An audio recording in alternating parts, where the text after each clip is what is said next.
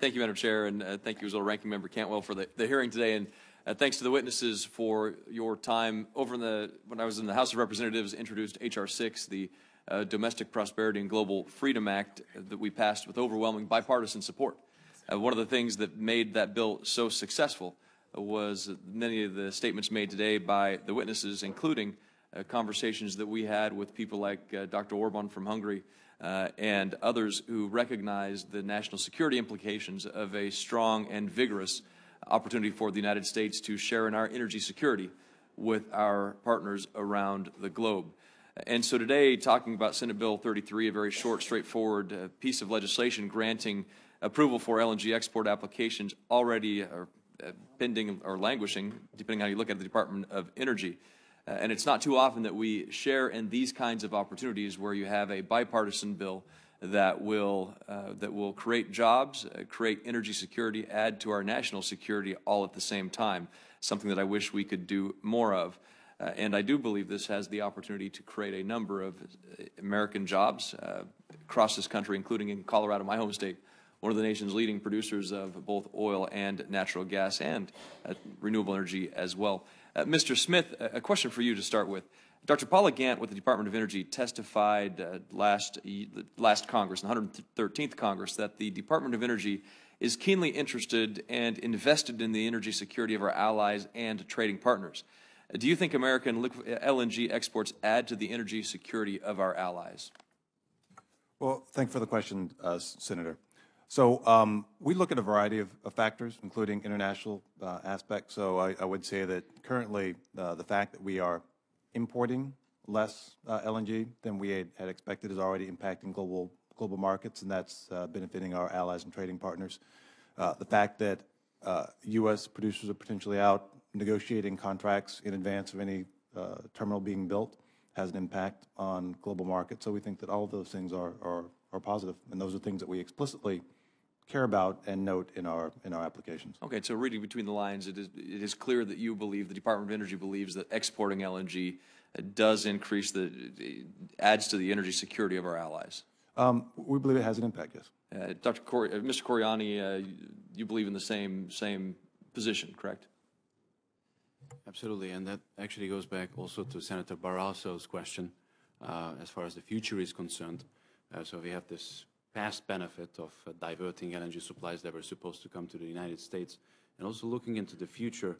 If you look at the traditional wisdom says that because Asian gas prices are higher, most of the supplies will go to Asia. I'm not really sure about that.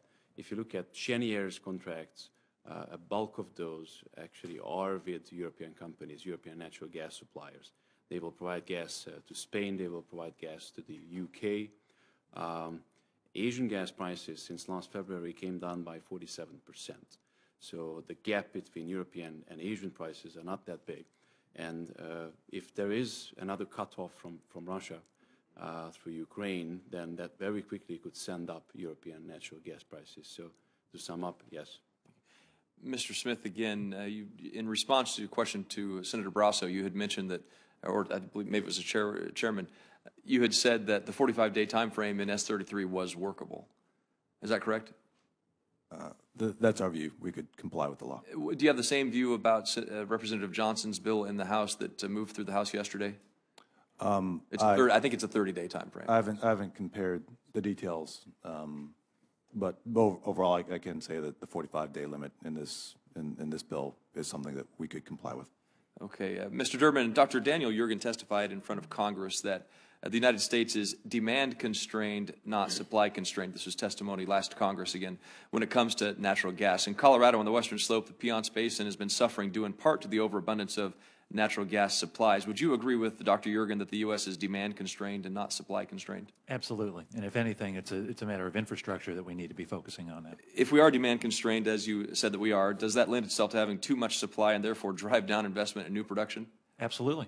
And is that something that S-33 could achieve as well, as giving our production investment opportunities a chance to once again flourish and make new investment? Yes, by making clear that we have a new, robust demand outlet here. It will provide consistency. It will provide you know, the incentive and the motivation for the industry to continue the production, not only on the gas for exports, but for the natural gas liquids and everything else that's going to drive the manufacturing here in the United States. Well, I too want to keep in line with the spirit of Senator Capito and the House coming over here when the red light comes on, but want to again express how important this legislation is when it comes to national security. And I know last Congress there was significant debate amongst people whose states have put moratoriums in place on practices like hydraulic fracturing, who voted for the LNG export bill, knowing full well that our potential to export LNG is only available because of our opportunities to utilize techniques like hydraulic fracturing. They understand and recognize the importance